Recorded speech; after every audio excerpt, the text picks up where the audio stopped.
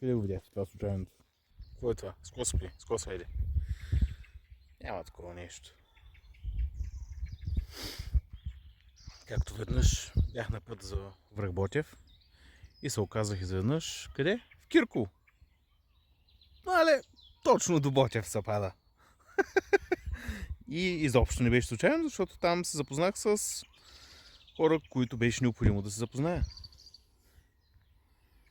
Не си мислете, че случайно сте минали по някой път и там случайно сте се видели с някой. Няма такова нещо. Случайности няма. Всичко е с цел и просто е необходимо да се видите с този човек за нещо.